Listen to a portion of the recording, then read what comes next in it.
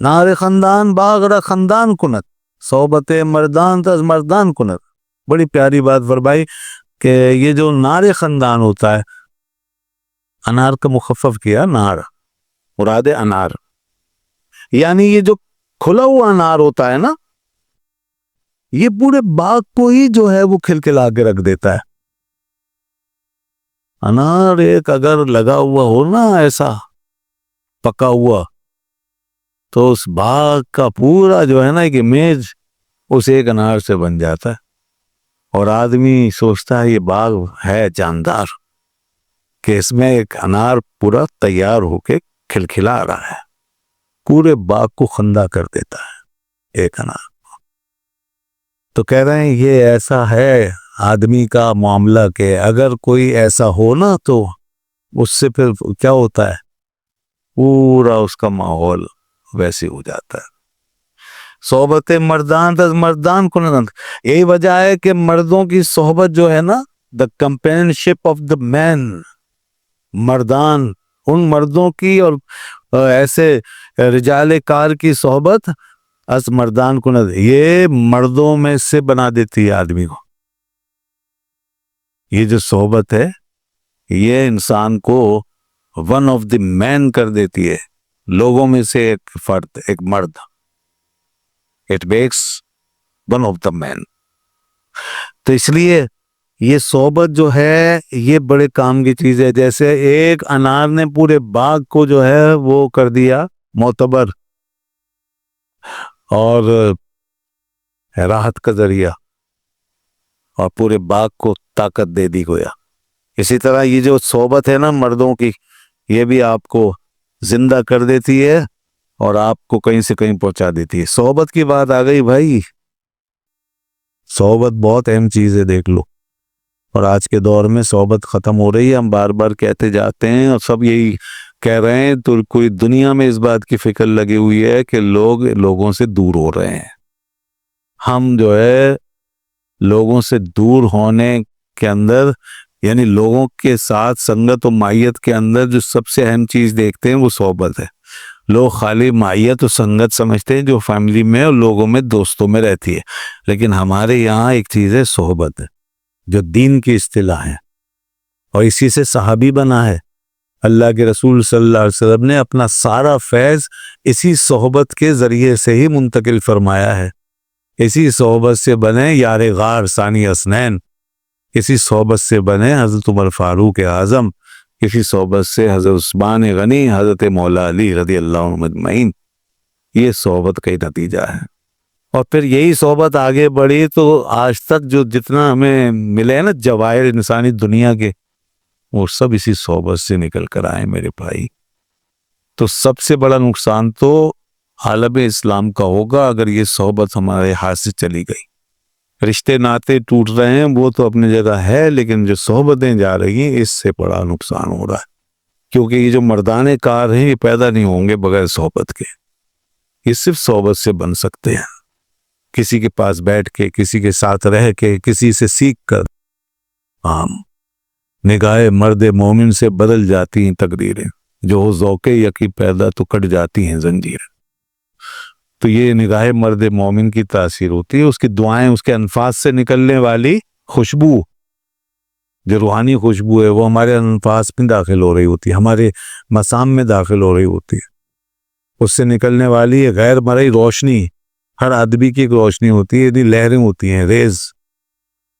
تو وہ جو ویوز اور ریز ہوتی ہیں وہ نکل رہی ہوتی ہیں ہمارے اندر سے.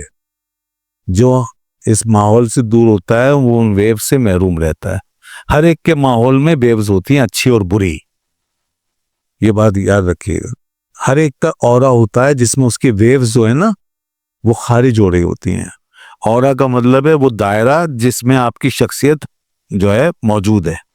آپ کا جسم اس سے اوپر جتنا کچھ ایک دائرے میں ہے وہ اورا ہے، اور وہ سارا ایک ویوز کے پر مشتمل ایک گویا آپ کا دائرہ ہوتا ہے. اس میں جو ویوز ہیں وہ اچھی ہیں تو اب اس کے پاس بیٹھنے والا ان اچھی ویوز سے ضرور فائدہ حاصل کرتا ہے، اور جو بری ویوز ہیں منفی، اس کے پاس آنے والے کو نقصان ہو رہا ہے، اس پہ برا اثر پڑ رہا ہے. تو یہ کیسے ہم بغیر صحبت کے کیسے میسر آئے گا بتائیے؟ تو اس لیے یہ صحبت کی بڑی اہمیت بتائی گئی ہے جناب. اور لوگوں نے ہمیشہ کئی سال گزارے ہیں دوسروں کے پاس رہ کر، کئی سال، 10 20 سال، 25 سال، ساری زندگی. اس لیے آگے جو شعر آ رہا ہے، اگرچہ بعض نسخوں میں یہ شعر نہیں ہے لیکن یہ ہے، بہرحال کسی نسخے میں ہے کسی میں نہیں ہے، اور مشہور بہت ہے. یک زمانی صحبت با اولیاء بہتر از 100 سالہ طاعت بیریا. دیکھیے کیا بات فرمائیے. ایک زمانہ، ایک وقت اگر آپ نے اولیاء کی صحبت میں گزار دیا، اللہ والوں کی صحبت میں اگر آپ نے گزار دیا، نیک لوگوں کے پاس گزار دیا، تو بھائی 100 سال کی بے ریا عبادت سے بہتر ہے. 100 سال کی بے ریا عبادت سے بہتر. بے ریا عبادت 100 سال آدمی کو ملتے بھی نہیں ہیں کہ ایک لمحہ اتنا قیمتی ہے، بتائیے.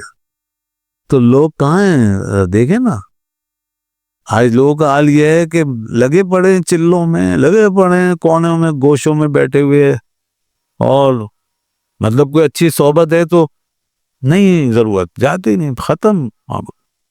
بیٹھنے کی ضرورت ہی نہیں ہے کسی کو، کسی اچھے آدمی سے ملنے کی ضرورت ہی نہیں، لگے پڑے ہیں اپنے چلوں، اسی پہ بھروسہ کیا ہوا، تسبیحیں پڑھ رہے ہیں، اپنے لگے پڑے ہیں، قرآن پہ قرآن ختم کر رہے ہیں، روزے پہ روزہ رکھ رہے ہیں، حج پہ حج کر رہے ہیں، عمرے پہ عمرے ہو رہے ہیں.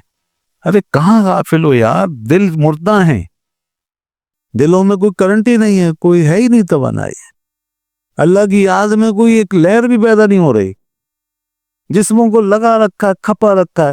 لیکن ایک صحبت اگر ہے نا جاندار، ایک لمحے میں آپ کے اندر کرنٹ دوڑا دے گی. جاندار صحبت ایک لمحے میں آپ کے اوپر اثر ڈال دے گی. اسی طرح علماء کی صحبت اگر ایسی نہ بھی ہو کہ آپ کو کوئی روحانی طور پہ کوئی کرنٹ محسوس ہو، تو علماء کی صحبت اس لحاظ سے بہت اہم ہے کہ کوئی ایک مسئلہ بھی ان کے پاس بیٹھ کے پتہ چل گیا تو آپ کی ساری زندگی کی محنت سے بہتر ہے. اس مفہوم میں بھی یہ بات ٹھیک ہے. ایک مسئلہ بھی پتہ چلا، دین کی کوئی ایک بات بنیادی آپ کو پتہ نہیں تھی، صحبت میں بیٹھے پتہ چل گئی، یہ ساری زندگی کی عبادت سے بہتر ہے. جناب لوگ غافل ہیں بھائی، لوگ غافل لگے پڑے ہیں، اپنی دنیا میں کھوئے ہوئے ہیں. تو اگر میسر آ جائے صحبت، اب دیکھیں نا، علم کی محفل، درس کی محفل ہوتی ہے، مسائل بیان ہوتے ہیں، قرآن کا حدیث کا درس ہوتا ہے، اور لوگ اپنے چلوں میں بس تسبیح گھما رہے ہیں، اور اس کے بعد یہ جا وہ جا، ضرورت ہی نہیں ہے. غافل ہیں، بہت غافل ہیں. مرتے ہی پتہ چل جائے گا، اور ہائے ہائے اور وائے وائے کے سوا کچھ نہیں ملے گا. اور ان عبادتوں کے اندر ایک بھی ایسی غلطی رہ گئی جس کا علم باقی تھا آپ کے اوپر، تو اتنا پچھتاوا ہوگا کہ یا اللہ آپ اگر ایک دفعہ اور بھیج دے تو کسی عالم کے جوتیوں میں بیٹھا رہوں گا، میں وہاں سے نہیں اٹھوں گا. پھر تو وہی غلطی ایسی کبھی انسان کی رہ جاتی ہے، اس کا پتہ ہی نہیں چلتا. جی ہاں، تو اس لیے لوگ اس بات کو سمجھتے نہیں ہیں، اور اب اور زیادہ غافل ہو رہے ہیں. اب تو علماء سے بدزن ہو رہے ہیں، اور یہ اپنے دین کی تباہی کریں گے. جتنا دینی لوگوں سے دور ہوں گے اتنا دین کی تباہی ہے. جتنا ڈاکٹروں سے دور بھاگو گے اتنی جلدی دنیا سے جانے کا انتظام کر لو گے انشاءاللہ. اور جتنا علماء سے اور دینی لوگوں سے دور بھاگو گے اتنی جلدی دین سے فارغ ہو جاؤ گے. اور پھر دین وہی رہ جائے گا، صرف ایک کپڑے کی لٹھے کی طرح جو اوپر ہی اوپر چڑھایا اور اتارا، چڑھایا اتارا، اندر اس کا کچھ بھی نہیں. نبی کریم صلی اللہ علیہ وسلم مسجد میں تشریف لائے اور 2 حلقے لگے ہوئے تھے. کتنی مشہور حدیث ہے، ایک ذاکروں کا اور ایک تھا علم والوں کا حلقہ. ایک بیٹھے ہوئے اللہ اللہ کر رہے تھے، حلقہ ذکر ٹائم کا وہ ہوتا، اور دوسرے جو تھے وہ دین کی باتیں سکھا رہے اور ایک دوسرے کو بتا رہے تھے. آپ نے دونوں کو ملاحظہ فرمایا، دونوں کی خواہش تھی ہمارے پاس تشریف لائیں، ہم پہ کرم فرمائے. اللہ کے رسول نے اپنی ترجیح بتا دی، اہل ذکر کو چھوڑ کے اہل علم کو آپ نے اختیار فرما لیے، اور ان کے درمیان جا کے جلوہ فرما ہو گئے. اور ساتھ میں یہ ارشاد فرمایا، انما بعثت معلما، میں تو معلم بنا کے بھیجا گیا ہوں، میرا تو کام ہی یہی ہے کہ تمہیں تعلیم دو. اس کا مطلب یہ نہیں ہے کہ کوئی ذکر کی حوصلہ شکنی کی ہے اور اس کو کنڈیم کیا جا رہا ہے معاذ اللہ، نہیں. بات یہ ہے، ترجیح کی بات ہے. اگر علم ہے اس کے ساتھ برابر میں تو پہلے اس کو ترجیح دو. علم بنیاد ہے، علم حاصل کر کے پھر اس میں جاؤ. پہلا سبق اور پہلا درس علم کا ہی ہونا چاہیے. تو علم جب بھی ملے میسر آئے اسی کو فوقیت دو. اس کے پیچھے چاہے رات بھر کے چلے مجاہدے چھوٹ جائیں کوئی بات، اس کے پیچھے چاہے آپ کے حج رہ جائیں نفلی اور آپ کے عمرے رہ جائیں، کوئی فرق نہیں پڑا، کچھ نہیں بگڑے گا. بھلے شب براتیں آپ کی ساری قربان ہو جائیں، شبہائے قدر آپ کی قربان ہو جائیں، آپ کے چلے قربان ہو جائیں، کوئی مسئلہ نہیں. علم اگر مل گیا ہے اس سے بڑی کوئی نعمت نہیں ہے. یہ دین کی کا سیف گارڈ ہے، دین کی گارنٹی ہے، دین کی حفاظت ہے. یہ اس حدیث سے پتہ چل رہا ہے. انما بعثت معلما. مگر لوگ بہت غافل ہیں، انہیں علم کی پرواہ نہیں ہے. حالانکہ دنیا کا کوئی کام بغیر علم کے چلتا ہی نہیں. کمپیوٹر سائنس میں بھی آج جاؤ کسی کے پاس تو پوچھے گا کون کون سی لینگویج آتی ہے. جاوا آتی ہے، اور کون سی ہوتی ہے؟ ایسکوئل لینگویج ہے، وہ آتی ہے. یہ آتا ہے، وہ آتا ہے. فلاں کورس کیا ہے، پتہ نہیں، مجھے تو نام بھی نہیں پتا. تب تو وہ آپ کو بولے گا بیٹھ جاؤ، کھولو، شروع کرو. اور اگر آپ کہنے کچھ نہیں آتا، ایسے بس شروع کرتا ہوں، آپ کے پاس کچھ نہ کچھ کرتا رہوں گا، ہوگا بھاگو یہاں سے. تم جو کچھ کرو گے بیڑا غرق کرو گے، اپنا بھی اور میرا بھی. تو یہ تو ایک دنیا کے علم کا حال ہے. خدا کے معاملے میں کیسے ہم اس طرح بغیر علم کے جو ہے گھسے جا رہے ہیں، بیڑا غرق کر رہے ہیں. کتنی عبادتیں برباد ہوتی ہیں لوگوں کی جو علم نہیں رکھتے اور نہیں سمجھتے. تو اس لیے علم حاصل کرتے رہیں، سیکھتے رہیں، آخری وقت تک سیکھتے رہیں. ایک عالم بھی یہی کرے گا. ہاں، ایسا نہیں کوئی فارغ ہو کے بیٹھا ہے کہ عالموں کو کوئی بس اب مل گئی فراغت، اب وہ بس ان کو کچھ نہیں کرنا. نہیں، علم تو ان کو تو اور زیادہ فکر، جو عالم بن گئے ان کو تو اور زیادہ سیکھنا ہے، اپنے لیے بھی سیکھنا ہے اور دوسروں کے لیے بھی سیکھنا ہے. اگر اپنے لیے سیکھ چکے تو دوسروں کے لیے سیکھنا ہے، پڑھانے کے لیے سیکھنا ہے اور آگے بڑھنا ہے. حضرت مخدوم اشرف جہانگیر سمنانی رحمۃ اللہ علیہ فرماتے ہیں، اگر مجھے آخری وقت میں موقع ملے، مرنے سے پہلے اگر مجھے کوئی موقع جیسے مل جائے کہ میں کچھ کرنا چاہوں تو میں علم کو ترجیح دوں. میں اس وقت میں بھی علم سیکھوں گا. سبحان، یہ ہے رب زدنی علما. تو بھئی یہ صحبت جو ہے یہ بڑے کام کی چیز ہے. اب آگے دیکھیے، ہم آخری شعر اور لے لیتے ہیں. فرمایا گر تو سنگے خارا و مرمر شبی، چن بصاحب دل رسی گوہر شبی. سبحان اللہ، کیا بات ہے. فرمانا ہے اگر تو سنگے خارا بھی ہے نا، یعنی پتھر، سخت پتھر، آئینی سخت، اور اگر تو سنگ خارا بھی ہے تو، اور مرمر، سنگ مرمر، جانتے سنگ مرمر سخت، وہ بھی سخت ہوتا ہے.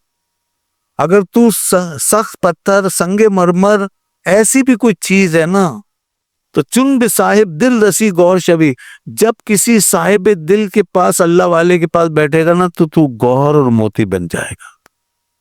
وہ تیری ایسی غذائی کرے گا نا کہ تجھے گوہر بنا دے گا. جمال ہم نشین در من اثر کرت، وگرنہ من ہمان خاکم کے ہستم. شیخ سعدی علیہ الرحمہ نے فرمایا یہ میرے ہم نشین کا جمال ہے جو مجھ میں اثر کر گیا، ورنہ میں تو خاک کی خاک ہوں. آج جو کچھ میرے اندر ہے وہ سب میرے ہم نشین کی برکت ہے. جس کی صحبت میں میں رہا ہوں اسی کا رنگ مجھ پہ چڑھ گیا ہے. تو بھائی اگر کسی کو اچھی صحبت ملی ہوئی ہے نا، کسی بھی صورت میں مل جائے، گھر میں، باہر، دوستوں میں، احباب میں، بزرگوں میں، اساتذہ میں، غنیمت ہے. جی ہاں، بہت بڑی نعمت ہے. یہی ہوگا اس کا جمال ہم نشین درمن اثر کر، وگرنہ من ہمان خاکم کے ہستم، وگرنہ میں تو وہی خاک کی خاک ہوں. تو صحبت صالح تورا صالح کند، صحبت طالح تورا طالح کند. نیک آدمی کی صحبت تجھے نیک بناتی ہے. سنگ خارا و مرمر کو بھی گوہر بنا دیتی ہے صحبت. اس پر مجھے یاد آیا وہ شعر جو حضرت امیر خسرو رحمۃ اللہ علیہ نے پڑھا تھا جب وہ بیعت ہونے کے لیے گئے. تو بیعت تو بعد میں ہوئے تھے، لیکن پہلے وہ ساتھ چلے گئے اپنے والد کے اور بھائی کے.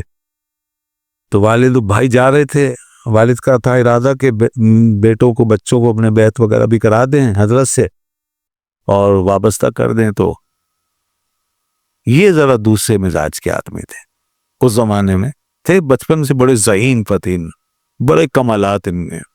تو یہ نہیں اتنے مائل تھے، صوفیہ کی طرح اتنے مائل نہیں تھے. خیر منع نہیں کیا، کہا ٹھیک ہے چلتا ہوں، میں باہر ہی بیٹھوں گا، مگر اندر آپ لوگ تشریف لے جائیے گا، میں باہر بیٹھ جاؤں گا. والد نے کہا ٹھیک ہے کوئی بات نہیں، کبھی نہ کبھی تو آ ہی جائیں گے. تو چلے گئے. اب وہاں دربار میں باہر بیٹھ گئے وہ، والد اور بھائی اندر چلے گئے حضرت خواجہ خواجگان خواجہ نظام الدین اولیاء رحمۃ اللہ علیہ کے پاس. یہ باہر بیٹھے ہوئے، بیٹھے بیٹھے ان کو خیال آیا کہ اگر یہ اندر بیٹھا ہوا شخص مرد بزرگوار ہے نا، کوئی مرد باکمال ہے، تو یہ میرے دل کی بات ضرور سن لے گا، اور جو میں کہہ رہا ہوں نا یہ اس کا جواب دے گا، اندر سے جواب ضرور آئے گا. تو دل ہی دل میں انہوں نے ایک شعر اپنے حال کا موزون کر لیا. شاعر تھے اور شاعر کی ہر چیز شعر میں ہی ظاہر ہوتی، تو وہ شعر ایک موزون ہو گیا اور اپنا حال اس کے اندر انہوں نے پرو کر ان کے آگے پیش کر دی، دل ہی دل میں پیش کر دی. وہ یہ تھا تو آن شاہے کے بر ایوان کثرت کبوتر گد نشینت باز کردت. یہی بات، اسی لیے میں نے اس کو کوٹ کیا ہے جو حضرت فرما رہے ہیں نا کہ تو ایسے ایک صاحب دل کے پاس جا کے کیا ہو سکتا ہے. تو وہ یہ پہلے شعر میں یہی بات کر رہے ہیں، فرما رہے ہیں کہ تو وہ بادشاہ ہے، بادشاہ حقیقت، کہ تیرے اس محل کی ایوان پر اگر کبوتر آ کے بیٹھ جائے تو وہ باز بن کر واپس جاتا ہے. تو آن شاہے کے بریوان کثرت کبوتر گر نشینت باز گردت. اب اپنا حال بیان کرتے ہیں. غریب مستمندے بردر آید بھی آید اندرون یا باز گردت. ایک غریب حاجت مند تیرے دروازے پہ آ کے پڑا ہوا ہے، اے مرد بادشاہ، اے کبوتروں کو باز بنا دینے والے، میرے لیے کیا حکم ہے، اندر آؤں یا یہیں سے واپس چلا جاؤں؟ میرے لیے فرمائیں. یہ سب اپنے طور پہ ہے، کسی سے نہیں کہا. یہ سوچا اور بیٹھ گئے. کہنے لگے اگر یہ مرد کلندر ہے نا تو ضرور جواب دے گا. لیجیے جناب بیٹھے ہوئے تھے گمسم اپنی دنیا میں. تھوڑی دیر میں اندر سے خادم چلا آیا اور وہ آ کر لوگوں سے پوچھنے لگا بھائی یہاں کوئی ترکی جوان ہے؟ ترکی جوان، ترکی یہی تھے. جیسی سنا فوراً کان کھڑے ہو، کہنے لگے ہاں ہاں میں ہوں ترکی نوجوان. کہو کہ تمہارے لیے پیغام بھیجا ہے حضرت نے. کہا کیا پیغام ہے؟ کہا پیغام یہ ہے. اب اس نے جو پیغام سنایا وہ یہ تھا، بے آید اندرون اے مرد حقیقت. دیکھیے اسی بحر میں اسی وزن پر اور پورا جواب جو اس پہ فٹ ہو رہا ہے ان کے سوال پہ. بے آید اندرون اے مرد حقیقت کہ بما ہم نفس یک راز کردت. آ جاؤ اندر، اے مرد حقیقت اندر آ جاؤ، اور آؤ ہمارے ساتھ بیٹھ کر کے کوئی راز کی باتیں کر لو. آؤ ہمارے ہمراز بن جاؤ، اندر آ جاؤ. اگر ابلا بود آن مرد ناسان از عام داہے کی آیت باز گردت. اگر یہ مرد نازاں، یہ بیوقوف نادان نہ سمجھ ہے تو ٹھیک ہے، پھر جس قدم سے آیا ہے اسی قدم پہ واپس چلا جائے، جس راستے سے آیا ہے اسی راستے پہ واپس چلا جائے. اگر یہ اپنے اوپر نازاں ہے اور نادان بنا ہوا ہے تو اس کی مرضی ہے. جیسے ہی سنا نا اسی وقت ان کے تو پیر ایسے ہوا میں اڑے ہیں پر کتنا، اور سیدھے دوڑتے ہوئے اندر حضرت کے سامنے جا کے کھڑے ہو گئے چٹ سے.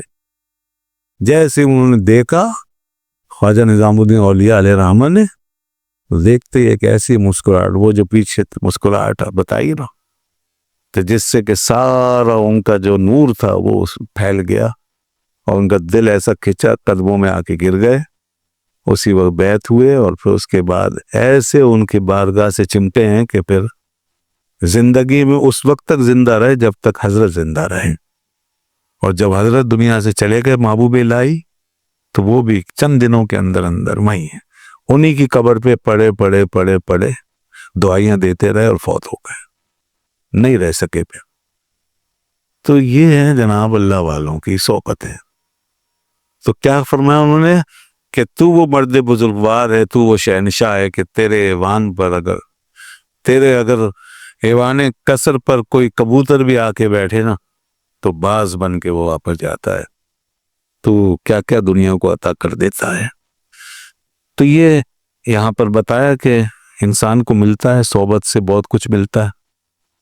تو ہمیں صحبتیں کہیں نہ کہیں جتنی بھی جو بھی میسر ہیں اٹھانی چاہیے, اچھے لوگوں پہ نا. اچھا ایک بات اور سن لو, ہمارے حضرت بہت بڑی بات فرماتے تھے, حضرت قبلہ ڈاکٹر مسعود صاحب رحمۃ اللہ علیہ.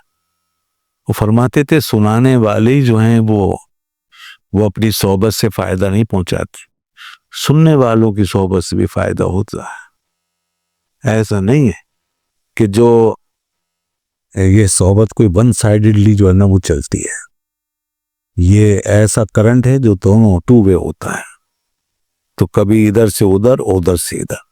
تو لہذا یہ مت سوچا کرو کہ کوئی بڑے بڑے بزرگوں کا سراغ ملے تو وہاں جا کے کچھ پائیں. یہ چھوٹے موٹے لوگوں سے کیا پائیں گے؟